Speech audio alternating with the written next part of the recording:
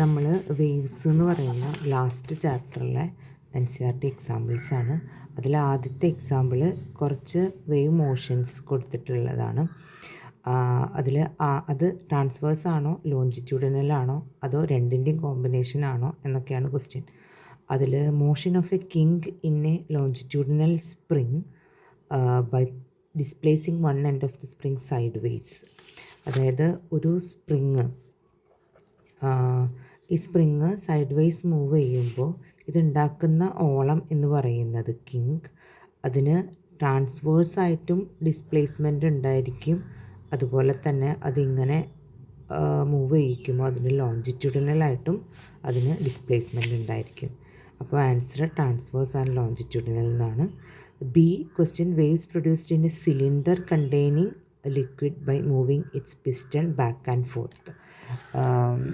ഇത് ഒരു cylinder containing ലിക്വിഡാണ്. ഇതിൽ piston back and forth move ചെയ്യുമ്പോൾ ഇതിൽ കംപ്രഷൻസ് ആൻഡ് റേറിഫാക്ഷൻസ് ഉണ്ടായിരിക്കും. അതായത് അത് ക്രിയേറ്റ് ചെയ്യുന്നത് ലോഞ്ചിറ്റ്യൂഡിനൽ വേവാണ്. അടുത്ത സി പാർട്ട് എന്ന് പറയുന്നത് wave produced by a motor boat sailing in water. നമുക്കറിയാം ഒരു വെള്ളത്തിൽ ഒരു ബോട്ട് പോകുമ്പോൾ അതിന് ഫോർവേഡായിട്ട് മൂവ്മെൻ്റ് ഉണ്ട്, അതുകൊണ്ട് ലോഞ്ചിറ്റ്യൂഡിനൽ മൂവ്മെൻറ്റും ഉണ്ട്. അത് മുകളിലേക്കും താഴത്തേക്കും അപ്പ് ആൻഡ് ഡൗൺ മൂവ്മെൻറ്റും ഉണ്ട്. അതായത് അത് ട്രാൻസ്വേഴ്സും കൂടിയാണ്. അപ്പോൾ transverse and longitudinal. D question ultrasonic sound waves in air. നമുക്കറിയാം സൗണ്ട് എന്ന് പറയുന്നത് ലോഞ്ചിറ്റ്യൂഡിനലാണ്.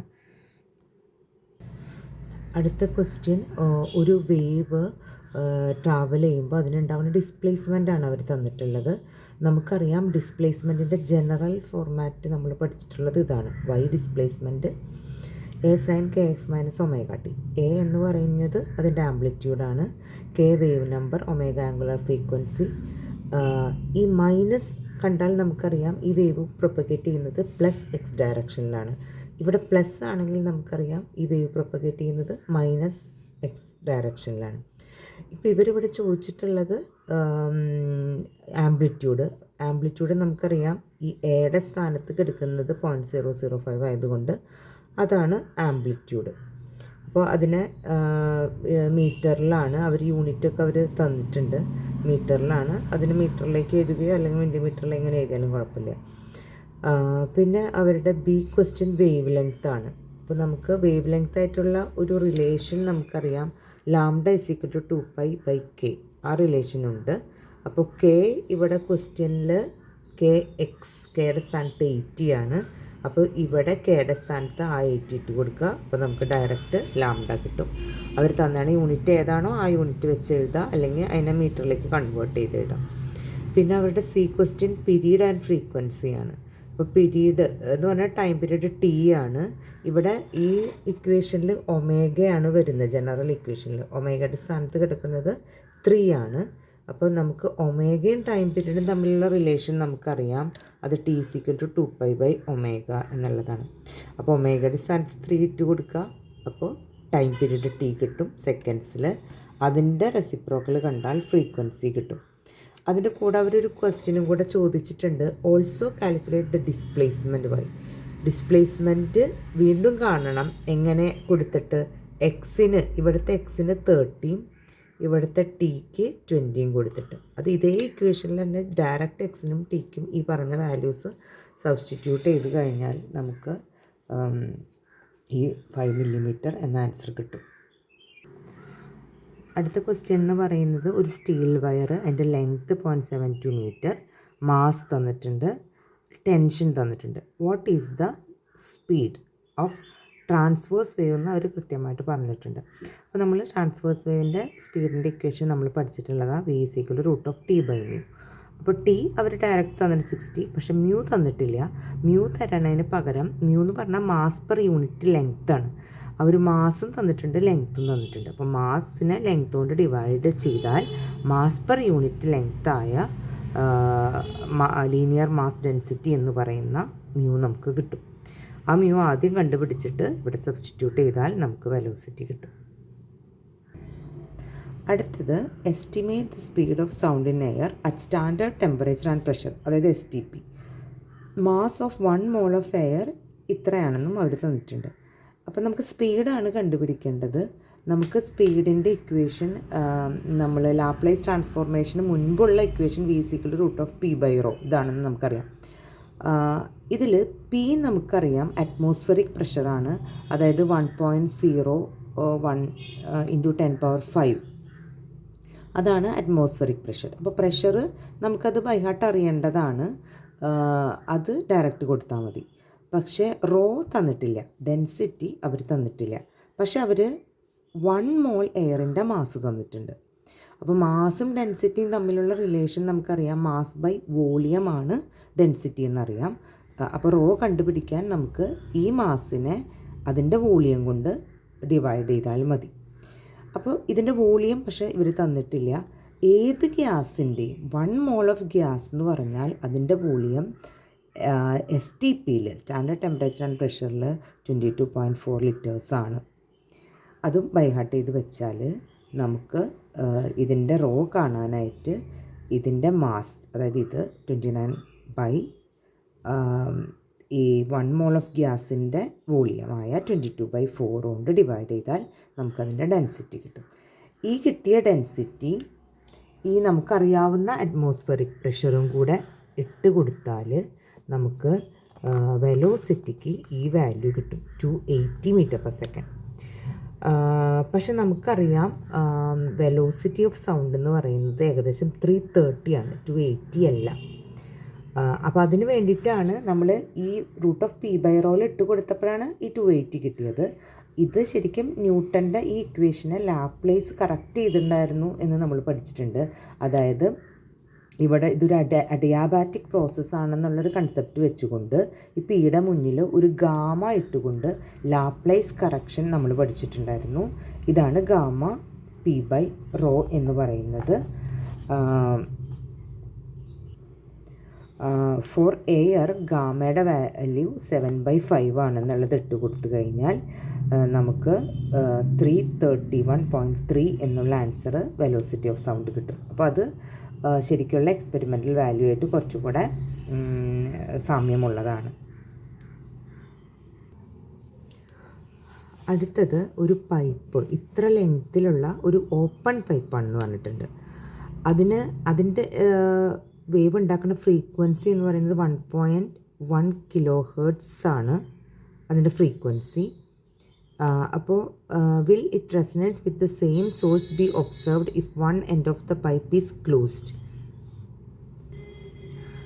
അതായത് ഇതിൽ നമ്മൾ കണ്ടുപിടിക്കേണ്ടത് ഇതിൽ ഏത് ഹാർമോണിക്സ് ആണ് ഇങ്ങനെ ഓപ്പൺ ആക്കി വെച്ച് കഴിഞ്ഞാൽ അതിൽ ജനറേറ്റ് ചെയ്യുന്നത്, അതായത് ഫസ്റ്റ് ഹാർമോണിക് ആണോ സെക്കൻഡ് ആണോ തേർഡ് ആണോ, അതാണ് നമ്മൾ അവിടെ കണ്ടുപിടിക്കേണ്ടത്. അതായത് അതിൽ ഇക്വേഷൻ നമ്മൾ പഠിച്ചിട്ടുള്ള ഇക്വേഷൻ നമുക്കറിയാം, nu frequency is equal to NV/2L. ഇതായിരുന്നു നമ്മൾ ഫ്രീക്വൻസിക്ക് നമ്മൾ F എന്നുള്ള ലെറ്റർ യൂസ് ചെയ്തിരുന്നത്. ഇവിടെ ഞാനിപ്പോൾ ന്യൂ എന്ന് കൊടുത്തു എന്ന് മാത്രം ഫ്രീക്വൻസിക്ക്. ഇതാണ് ഫ്രീക്വൻസി, V വെലോസിറ്റി.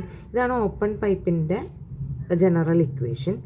അതിൽ N ആണ് നമ്മൾ കണ്ടുപിടിച്ച് കഴിഞ്ഞാൽ N1 ആണോ 2 ആണോ 3 ആണോ എന്നുള്ളതിനെ ബേസ് ചെയ്ത് അത് ഫസ്റ്റ് ഹാർമോണിക് ആണോ സെക്കൻഡ് ഹാർമോണിക് ആണോ തേർഡ് ഹാർമോണിക് ആണോ എന്ന് നമുക്ക് മനസ്സിലാവും. അപ്പോൾ ഇതിൽ ഇവർ ന്യൂ തന്നിട്ടുണ്ട്. ന്യൂ ഇവർ തന്നേണ്ടത് 1.1 kHz എന്ന് തന്നിട്ടുണ്ട്. V313 തന്നിട്ടുണ്ട്, ലെങ്ത്തും 30 തന്നിട്ടുണ്ട്. അപ്പോൾ ന്യൂവും വിയും ലെങ്ത്തും ഒക്കെ തന്നിട്ടുണ്ട്. ഇതെല്ലാം ഇട്ട് കൊടുത്തു കഴിഞ്ഞാൽ നമുക്ക് N കിട്ടും. അതായത് ന്യൂ അവർ തന്നിട്ടുള്ളത് 1.1 kHz. അപ്പോൾ 1.1 ആയതുകൊണ്ട് ഇൻറ്റു 10⁻³ കിലോ മാറ്റാനായിട്ട് ഇട്ട് കൊടുക്കുക. N നമുക്കറിയില്ല, അതാണ് കണ്ടുപിടിക്കേണ്ടത്. V അവർ 330 എന്ന് തന്നു /2. ലെങ്ത്ത് അവർ തന്നിട്ടുള്ളത് 30 cm ആണ്. അപ്പോൾ അതിനെ മീറ്ററിലേക്ക് ആക്കാൻ 30 × 10⁻⁻². ഇത് എല്ലാം ഇട്ട് കൊടുത്തു കഴിയുമ്പോൾ നമുക്ക് N എന്നുള്ളത്, N മാത്രം അറിയാത്തതുള്ളൂ, N എന്നുള്ളത് 2 എന്ന് കിട്ടും. അതായത് ഇത് ഓപ്പൺ പൈപ്പിൽ ഉണ്ടാക്കുന്ന ഹാർമോണിക്സ് എന്ന് പറയുന്നത് സെക്കൻഡ് ഹാർമോണിക്കാണ്. അങ്ങനെ N = 2 എന്നുള്ളത് സെക്കൻഡ് ഹാർമോണിക് എന്ന് നമ്മൾ കണ്ടുപിടിച്ചു. അത് കഴിഞ്ഞിട്ട് ഇവരുടെ ഒരു ചോദ്യമുള്ളത് will resonance with the same source be observed if one end of the pipe is one end closed. ഇതിപ്പോൾ ഓപ്പൺ പൈപ്പായിരുന്നു, രണ്ടെൻഡും ഓപ്പൺ ആയിട്ടുള്ള. ഇപ്പോൾ ഇതിൻ്റെ ഒരു എൻഡ് ക്ലോസ് ചെയ്താൽ അത് ക്ലോസ്ഡ് പൈപ്പാണ്. നമ്മൾ പഠിച്ചിട്ടുണ്ട് ക്ലോസ്ഡ് പൈപ്പിൽ only odd harmonics are present. അതായത് ഫസ്റ്റ്, പിന്നെ തേർഡ്, ഫിഫ്ത്ത് അങ്ങനെയുള്ള ഹാർമോണിക്സേ ഉള്ളൂ. അപ്പോൾ 2 എന്നുള്ള ഹാർമോണിക്സ് ആണ് ഇവിടെ ഓപ്പൺ പൈപ്പിൽ ജനറേറ്റ് ചെയ്തതെങ്കിൽ അത് ഈ ക്ലോസ്ഡ് പൈപ്പിൽ അത് സാധ്യമല്ല. അതായത് no resonance will be observed with the source ഈ വൺ എൻഡ് ക്ലോസ് ചെയ്താൽ. അടുത്തത് 2 സിത്താർ സ്ട്രിങ് എയും ബിയും ധ എന്ന് പറയുന്ന നോട്ട് പ്ലേ ചെയ്യാണ്. അപ്പോൾ അവിടെ പ്രൊഡ്യൂസ് ചെയ്യണ നോയ്സ് അഥവാ ബീറ്റിൻ്റെ ഫ്രീക്വൻസി 5 ഹെർട്സ് ആണ്. നമ്മൾ tension of string B is slightly increased എന്ന് പറഞ്ഞാൽ ബിയുടെ ഫ്രീക്വൻസി കൂട്ടുന്നു എന്നാണ് അർത്ഥം. അപ്പോൾ beat is found to decrease to 3. അപ്പോൾ ബീറ്റ് 3 ആയിട്ട് കുറഞ്ഞു. നമുക്ക് what is the original frequency of ബിയുടെ ഒറിജിനൽ ഫ്രീക്വൻസി കാണണം. സ്ട്രിങ് ബിയുടെ എയുടെ ഫ്രീക്വൻസി അവർ തന്നിട്ടുണ്ട്. അതായത് അവർ തന്നിട്ടുള്ള ഡീറ്റെയിൽസ് എങ്ങനെയാണെന്ന് വെച്ചാൽ നമുക്കറിയാം എയുടെ ഫ്രീക്വൻസി മൈനസ് ബിയുടെ ഫ്രീക്വൻസിയാണ് ബീറ്റ് എന്ന് പറയുന്നത്. ഇത് നേരെ തിരിച്ചും ആവാം, ബി മൈനസ് എയോ ആവാം. അതായത് ഡിഫറൻസ് ആണ് ബീറ്റ്, അത്രയ്ക്കേ ഉള്ളൂ. അപ്പോൾ അവർ നമ്മളിപ്പോൾ new A minus nu B എന്ന് നമ്മൾ എടുത്ത് നോക്കുകയാണ്. ആദ്യം അവർ തന്ന ഫ്രീക്വൻസി ബീറ്റിൻ്റെ ഫ്രീക്വൻസി എന്ന് പറയുന്നത് 5 ഹെർട്സ് ആണ്. എന്നിട്ട് അവർ എയുടെ ഫ്രീക്വൻസി അവർ തന്നിട്ടുണ്ട് 527 minus nu B is equal to 5 hertz എന്ന് എഴുതാം. അപ്പോൾ നമുക്കിവിടെ തീരുമാനിക്കേണ്ടത് ബിയുടെ ഫ്രീക്വൻസിയാണ്. പക്ഷെ നമുക്ക് ഉറപ്പില്ല ഇത് എ മൈനസ് ബി എഴുതണോ അതോ ബി മൈനസ് എ എഴുതണോ എന്ന് നമുക്ക് ഉറപ്പില്ല. പക്ഷെ അവരതിനൊരു ഹിൻറ്റ് തന്നിട്ടുണ്ട്. ബിയുടെ ടെൻഷൻ കൂട്ടിയാൽ, അതായത് ബിയുടെ ഫ്രീക്വൻസി കൂട്ടുമ്പോൾ ഈ ബീറ്റ് ഫ്രീക്വൻസി 3 ആയിട്ട് കുറയാണെന്ന് ഒരു ഹിൻറ്റ് തന്നിട്ടുണ്ട്. അപ്പോൾ നമുക്കറിയാം ബി ഇവിടെ മൈനസ് ചെയ്യുന്ന ഈ ഭാഗം ഇവിടെ കിടന്നാൽ മാത്രമാണ് ഇതിൻ്റെ ഡിഫറൻസായ ബീറ്റ് കുറയുള്ളൂ.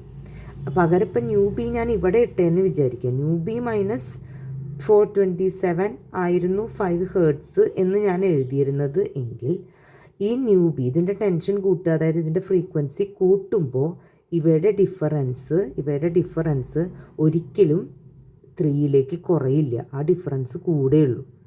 അങ്ങനെയാണ് നമ്മൾ ഡിസൈഡ് ചെയ്യുന്നത് ഇത് 427 അതായത് new A minus nu B എന്നുള്ള റിലേഷൻ തന്നെയാണ് നമ്മൾ എടുക്കണേ എന്നുള്ളത്.